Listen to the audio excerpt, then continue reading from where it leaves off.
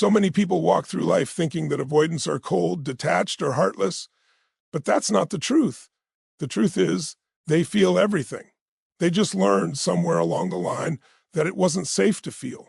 They were taught that vulnerability meant danger, that love meant pain, and so they didn't stop loving, they just stopped showing it. When an avoidant pulls away, they're not walking away from you, they're retreating into the only place they've ever felt in control, silence. But that silence isn't empty. It's filled with words they never said, tears they never cried, and love they never gave voice to. Inside that silence lives a war between the desire to connect and the terror of being hurt again. You see, people don't lose feelings. They bury them. And what's buried doesn't die. It waits. It waits for a safe space for understanding, for the kind of love that doesn't demand but invites, that doesn't push but holds steady. If you love an avoidant, don't take the distance personally. Their walls weren't built because of you. They were built before you. You may not have caused the wound, but you might be the one who witnesses the healing. And if you are the avoidant, hear this. You don't need to fight your feelings anymore. You don't have to hide what's human inside you. The armor that once kept you safe is now keeping you small. Every time you suppress your emotion, you suppress your life force. Every time you push love away, you push away the very thing your soul is starving for, connection. The truth is, your emotions aren't weakness. They're messages. They're trying to lead you back home, to your heart, to your purpose, to the person you were before fear took over. You've buried your feelings to survive, but you were never meant to just survive. You were meant to live, and living requires feeling. It requires allowing love to touch the places that once felt untouchable. It requires courage to say, yes, I'm scared, but I'm still open, because the moment you open your heart again, you reclaim your power. You realize that vulnerability doesn't destroy you, it frees you. The goal isn't to stop being avoidant overnight. The goal is to see yourself clearly, to understand that your patterns are not who you are. They're just the echoes of a past self who tried to protect you. And when you finally understand that, compassion replaces judgment, awareness replaces shame, and love, real love, can finally find you again. Every buried feeling is an unopened gift. It's a message from your soul saying, I'm still here. Don't run from it. Don't drown it in distractions. Sit with it. Feel it. Because when you dare to feel what you once feared, you become unstoppable. You stop existing in survival mode and start creating from a place of truth, of passion, of divine power. That's where transformation begins. That's where the walls fall. That's where buried love turns into light. So if you've buried your feelings, it's time to dig them up, not be. Because it's easy, but because your freedom lives underneath. Avoidants don't stop loving. They protect love by hiding it. There's a deep misconception that when someone becomes distant, quiet, or emotionally detached, it must mean they've lost interest, that their feelings have faded, that their heart has gone cold. But love doesn't evaporate like that. It doesn't disappear in silence. What really happens is something much more complex, much more human. Avoidants have learned through pain that love, while beautiful, can also be unsafe. They've learned that when they open their heart, it often comes at the cost of their peace. So instead of expressing their love openly, they tuck it away deep inside, where it can't be rejected, criticized, or taken away. For many avoidants, love feels like a double-edged sword. On one side, it offers warmth, belonging, and intimacy. On the other, it threatens exposure, vulnerability, and loss of control. To love deeply means to be seen, and to be seen me, and to risk being hurt again. So rather than lose themselves in that risk, they choose protection. They guard what they feel, because at some point in their lives, love was followed by pain. Love was not safe. And when love isn't safe, you learn to guard it, even from yourself. You learn to turn down the volume on your emotions so the world can't hear your heart beating too loud. Avoidants are not incapable of love. In fact, they often love more deeply than they can express. The issue isn't that their feelings are gone, it's that they're hidden beneath layers of defense mechanisms built over years of emotional survival. They don't show their love because showing it once led to disappointment, betrayal, or rejection. They don't reach out because reaching out once meant being left hanging. They don't open up because opening up once meant being misunderstood. And so they decide it's safer to hold love quietly than to risk losing it again. But make no mistake, love doesn't die in silence. It just gets buried. You can see it in the way they hesitate before pulling away, the way their eyes soften when you are not looking, the way they think about you long after they've convinced themselves to stop. There's always something unspoken living under the surface, a tenderness they've convinced themselves they can't afford to show. Their withdrawal isn't rejection, it's protection. It's their way of saying, So I care more than I can handle right now. They may appear calm, distant, even unaffected, but inside there's a storm of emotion, one that they've learned to control with discipline. They bury their feelings because in their mind, that's the only way to preserve the relationship, or at least preserve themselves from what relationships have done to them in the past. They protect their love like a fragile secret because once upon a time, loving openly led to pain. The wall they've built isn't to block you out, it's to keep their heart from breaking again. And the irony is don't stop loving by burying their feelings, they intensify them. Because whatever we suppress grows stronger in the shadows. Every time they hold back a word, a touch, or a truth, that feeling gains more power inside. It's like pressing on a wound and pretending it doesn't hurt. It doesn't heal, it festers. That's why avoidants often feel emotionally overwhelmed even though they appear composed. They're carrying love that has no outlet, affection that has no expression, tenderness that has no voice. Deep down, they wish someone could see past the silence, someone who doesn't take their distance personally but understands that the retreat is really a cry for safety. They don't want to stop feeling. They just want to feel without fear. The buried love they carry is waiting for one thing, safety, the kind of safety that says, you don't have to hide here. You don't have to earn love. You can just be. So when you think they've lost feelings, remember this, they're still there, only hidden be. Hidden layers of self-preservation. The love is intact, but it's sleeping. And when they finally feel safe enough to unbury it, it doesn't come back small or uncertain. It floods out with the intensity of everything they've been holding back. Their love isn't gone. It's waiting to be freed. Emotional distance is a survival mechanism, not rejection. When someone with avoidant tendencies begins to pull away, it's easy to assume they don't care, that they're uninterested, or that they're done. But that interpretation misses the truth beneath their silence. Avoidants create distance, not because they've stopped feeling, but because the closeness has become too intense for their nervous system to handle. For them, intimacy doesn't register as safety, it registers as threat. It's not that they want to be alone, it's that being too close to someone triggers a deep, unconscious fear of losing control, of being hurt, or of being engulfed. This pattern often starts in childhood, long before they Eve. Knew what intimacy meant. Somewhere in their early life, they learned that on the receiving end, this behavior can feel cruel, confusing, or deeply painful. You might think, how can they love me and still pull away? But that's the paradox of the avoidant heart. They love deeply and still feel unsafe in love. When emotional intensity rises, it activates memories of times they felt trapped, judged, or powerless. Their instinct tells them that the only way to stay safe is to shut down. It's not a choice made from logic. It's a conditioned reflex born from emotional history. When they withdraw, they often believe they're preventing harm. They think distance will protect both sides from potential disappointment or conflict. Ironically, their withdrawal causes the very pain they're trying to avoid. They push away the person who wants to love them because they've never known love that didn't hurt.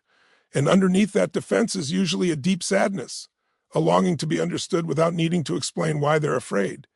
If you could step inside their you'd see that distance is their way of maintaining control over something that once made them feel powerless. Intimacy asks them to let go, to trust, to surrender. And surrender feels like danger. So they tighten their grip on emotional boundaries, not realizing that those walls are keeping them from the connection they crave most. What they don't yet see is that safety doesn't come from distance, it comes from presence. Real safety isn't about hiding. It's about being seen and accepted, even in imperfection. When an avoidant person starts to understand this, transformation begins. They start to realize that creating emotional distance may protect them in the short term, but it also starves them in the long run. Love cannot thrive without closeness. Relationships cannot deepen without vulnerability. Their survival mechanism, once essential, has become their greatest limitation. The armor that once saved them is now the very thing keeping them from life's richest experiences. The beauty of awareness is that it gives them choice. When they start to recognize that distance is a reflex, not a necessity, they can begin to pause instead of withdraw. They can learn to breathe through the discomfort, to stay present even when their instincts scream for escape. That's where healing happens. In the moment they choose presence over protection, connection over control. So when they pull away, don't see it as rejection. It's fear disguised as composure. It's love trying to stay alive. While avoiding pain, their distance is not the absence of emotion. It's the evidence of emotion too powerful to process all at once. Deep down, they don't want to be alone. They're just waiting for proof that closeness can be safe. When they find that safety within themselves and in others, the distance begins to shrink, and the walls that once protected them become bridges instead. Buried emotions don't die, they wait. When someone with avoidant tendencies suppresses their feelings, it might look like detachment from the outside, but what's really happening inside is quiet containment. They push emotions down because they don't know how to hold them safely. They tell themselves that ignoring their feelings is the same as overcoming them. But emotions are not obedient. They don't vanish simply because we silence them. They sit beneath the surface, waiting, pulsing, collecting power with every moment they're denied expression. The human heart doesn't forget what it has felt. It simply files those feelings away until it's safe enough to release them. Avoidants are masters of emotional control. They've trained themselves to function even when their inner world is in chaos. When pain shows up, they suppress it.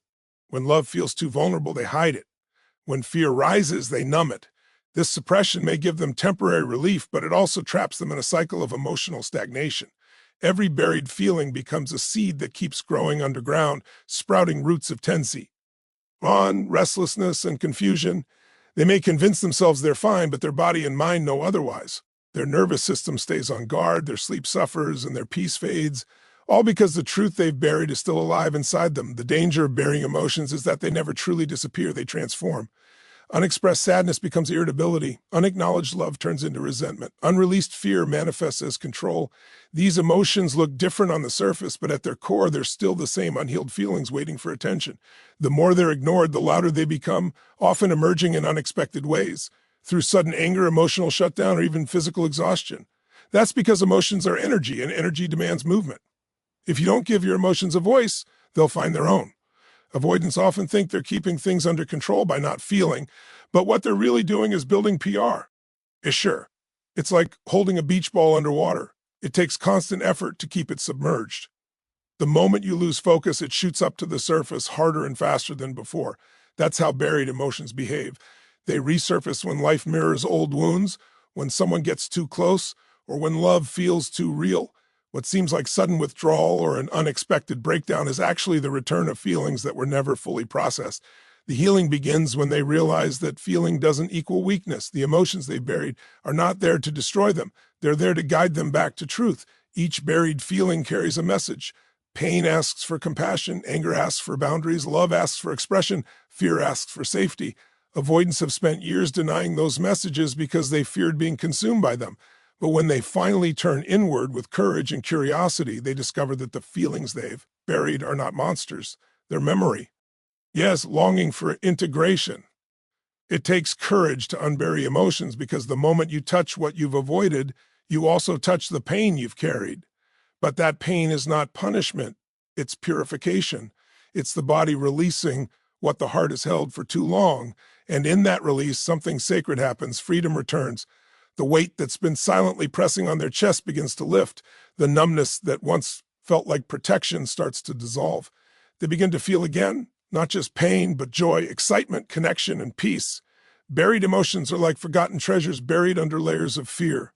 When unearthed, they don't destroy you. They reveal your depth.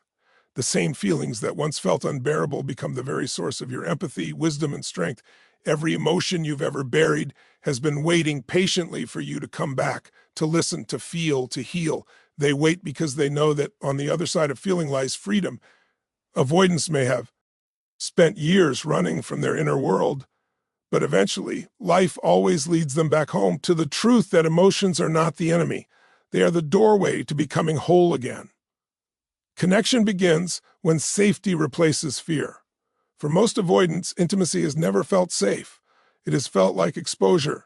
They equate closeness with losing control, vulnerability with danger, and emotional openness with pain. When you've spent a lifetime protecting yourself from being hurt, closeness doesn't feel like love. It feels like risk. But love cannot breathe in fear. Real connection begins the moment the nervous system feels safe enough to relax, when the heart no longer feels the need to armor up. Safety is not created by words alone. It's built through consistent presence, honesty, and gentleness. Avoidants don't open up because someone demands them to. They open up when someone makes them feel that it's okay to be seen as they are. Safety is not about perfection. It's about permission. It's about creating an environment where they can take off their emotional armor without fearing that the moment they do, they'll be judged, criticized, or abandoned. For someone who has survived by hiding, this kind of safety is revolutionary. It tells their system, you don't have to protect yourself right now. You're not in danger anymore. And the moment that message reaches the body, the walls begin to soften. True connection isn't built on pressure, it's built on trust. You can't demand vulnerability from an avoidant person. The more you push, the more their fear activates. The secret lies in patience, in letting them come forward at their own pace, in holding space instead of trying to fill it. Love for an avoidant isn't about constant reassurance. It's about consistent energy. It's about being there, not with force, but with steadiness.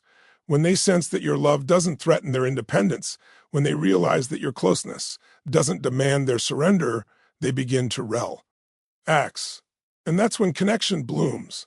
Fear makes people withdraw, but safety draws them in. You can see it in the smallest things. When an avoidant person begins to share something they never talk about, when they start to make eye contact for a little longer, when they begin to trust that their emotions won't be used against them. Those are the moments when healing begins to replace hiding. What once felt impossible starts to feel natural, and slowly they begin to believe that maybe love doesn't have to hurt. The truth is, safety is the soil where love grows. Without it, connection cannot survive. You can't reason someone into feeling safe. You can only model safety through your actions. That means showing up consistently, communicating without blame, and honoring boundaries even when they frustrate you. Avoidants don't need someone to fix them. They need someone who reminds them that their emotions matter, that their fears make sense, and that their pace is respected. Every time they experience love without pressure, their nervous system rewires itself just a little more. When safety takes root, the fear that once dictated their behavior begins to fade. The mind that used to say, "Oh, I can't trust anyone," starts whispering, "Maybe I can." The heart that once hid behind walls starts reaching out, and connection becomes possible, not the kind that drains or overwhelms, but the kind that strengthens and liberates. When avoidants feel safe, they begin to express emotions that have been silent for years. They laugh more freely, they cry without shame, they start to show love in their own quiet, authentic ways. This shift doesn't happen overnight. Safety is built moment by moment through presence, patience, and truth. But when fear is replaced with safety, connection becomes effortless. What once felt like a battlefield turns into sacred ground. It's not about convincing someone to love you. It's about creating a space where love can exist without fear. Because the moment an avoidant heart feels safe, it doesn't just connect, it awakens. It remembers that love was never the enemy, fear was. And once fear loses its power, love finally has room to breathe. Healing requires self-awareness. For someone with avoidant tendencies, the journey toward emotional healing doesn't begin with a partner's love or external validation. It begins with turning inward. Avoidants often build their identity around control, independence, and self-sufficiency. They pride themselves on being unshakable, unaffected, and in control of their emotions. But that control is often a mask covering the fear of what might happen if they truly let go. The truth is, the more they try to control their emotions, the more those emotions control them from the shadows. Healing starts when they finally have the courage to look within and see not who they pretend to be, but who they really are beneath the armor. Self-awareness isn't easy for the avoidant mind because it threatens the very defenses that have kept them safe. It means acknowledging that their avoidance isn't strength, it's protection. It means seeing that the emotional distance they've maintained was never about superiority, but survival. Awareness asks them to be brutally honest about their fears, the fear of intimacy, of dependency, of being seen as weak, of being left once they let their guard down. This honesty can be uncomfortable, even painful, because it strips away the illusions of control they've built. But without that truth, healing remains impossible. You can't fix what you refuse to face. When an avoidant begins to notice their patterns, how they withdraw when emotions rise, how they rationalize when they should feel, how they chase freedom at the expense of closeness, they begin to see the deeper story running the show. That awareness is powerful because it transforms unconscious behavior into conscious choice. Instead of automatically shutting down when someone gets close, they can pause and ask, "What am I feeling right now? What am I afraid of?" That simple question becomes a key that unlocks their heart from the inside. Awareness turns autopilot reactions into moments of choice. The more they practice this awareness, the more they realize that what they've been running from isn't love. It's pain that love once revealed. Self-awareness allows them to see that their avoidance is not a flaw, but a response to past wounds. And when they can view their behavior through the lens of compassion rather than shame, healing begins. They stop seeing themselves as broken and start seeing themselves as human. This shift in perception changes everything. Instead of fighting their emotions, they learn to witness them. Instead of suppressing their fears, they learn to soothe them. Awareness gives them the drawl triggers insecurity, how their independence can sometimes feel like rejection. But instead of drowning in guilt, they use that awareness to grow. They realize that love doesn't threaten freedom, it expands it. They learn that intimacy doesn't have to mean losing themselves, it can mean discovering deeper parts of who they are. With every step toward awareness, their relationships become less about control and more about connection. The real transformation happens when they understand that their emotional patterns are not who they are, they're who they became to survive. Once that realization lands, they begin to loosen their grip on perfection, on self-protection, on the constant need to appear unaffected. They start to realize that being open doesn't make them weak. It makes them real. And realness is where healing lives. Self-awareness doesn't promise a life without fear, but it does promise freedom from being ruled by it. It allows avoidance to love without disappearing, to feel without drowning, and to connect without losing themselves. It bridges the gap between who they are and who they were afraid to be. In that awareness, healing is no longer a distant concept, it becomes a lived experience. Every moment of honesty, every pause before retreat, every breath taken, instead of shutting down, is a step toward liberation. Because healing doesn't come from changing who they are, it comes from remembering who they were before fear taught them to hide. Freedom comes from vulnerability. For most avoidants, that statement feels contradictory. Vulnerability is the very thing they've spent a lifetime avoiding, the very sensation that triggers alarm bells in their nervous system. To them, vulnerability has always meant danger. It's been associated with rejection, shame, or loss. But true freedom doesn't come from avoiding pain, it comes from facing it with courage and compassion. The paradox of the avoidant heart is that the very thing they fear most, being open, being seen, and being emotionally available, is the key that unlocks their peace. When they finally allow themselves to feel and express without hiding, they begin to experience a kind of freedom they've never known before. Vulnerability is not weakness, it's truth in motion. It's the willingness to be seen without the mask, to speak without filtering, to love without conditions. For someone with avoidant patterns, this level of openness can feel almost impossible at first. It requires letting go of control, which has always been their safety net. It means surrendering to emotions they've spent years suppressing. But what they come to realize is that control was never safety, it was confinement. The more they've tried to manage how much they feel, the more disconnected they've become from their own life. Freedom isn't about keeping emotions out, it's about letting them move through you without fear of drowning in them. When avoidants start practicing vulnerability, it's not about oversharing or sedate and emotional exposure. It's about small moments of truth. It's saying, I'm scared, instead of shutting down. It's admitting, I don't know how to do this, instead of pretending not to care. It's reaching out when every instinct says to pull away. Each of these small acts is a rebellion against fear, a declaration that the heart deserves to be heard. Vulnerability reconnects them to their own humanity, reminding them that love is not a battlefield but a bridge. In vulnerability, they rediscover the part of themselves that has been buried under fear. They find the softness that was never lost, only hidden. And as they allow themselves to be seen, something powerful happens. Their relationships begin to shift. People respond not to perfection, but to authenticity. The moment they drop their guard, others can finally connect with who they really are. The love they've been chasing through distance finally becomes available through openness. They learn that connection doesn't require performa. NCE, it requires presence. Freedom through vulnerability also means liberation from the inner critic. The voice that once said, don't show too much, or don't need anyone, starts to quiet down. Instead, a new voice emerges, one that says, well, they're safe now, and can handle this.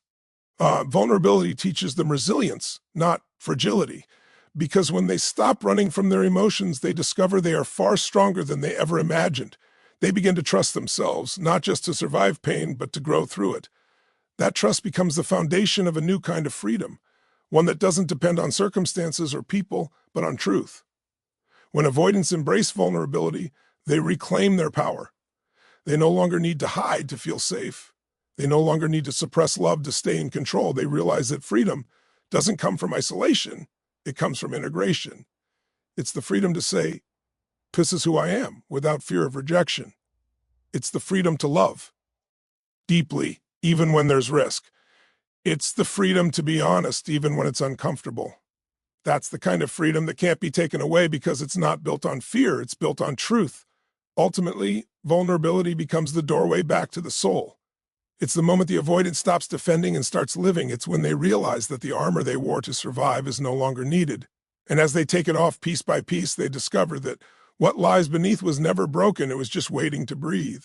Freedom was never outside of them, it was within them all along, waiting for the courage to be vulnerable enough to let it in. Every avoidant carries a story of love, fear, and protection. Beneath the silence, beneath the distance, lies a heart that has never stopped feeling.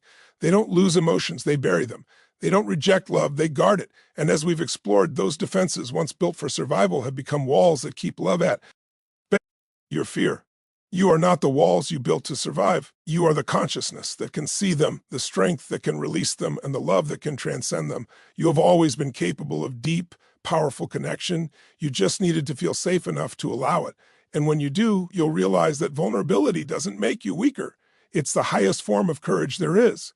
The avoidance journey is the human journey, learning to trust again, to love again, to feel again, to stop burying what's beautiful inside you and start sharing it with the world. Because the world doesn't need your perfection, it needs your truth. The people who love you don't want your mask, they want your heart. Let yourself be seen, even when it's scary. Let yourself be loved, even when it feels unfamiliar. And most importantly, let yourself love again, not from fear of loss, but from the joy of being alive. Thank you for being here, for listening, and for daring to go deep.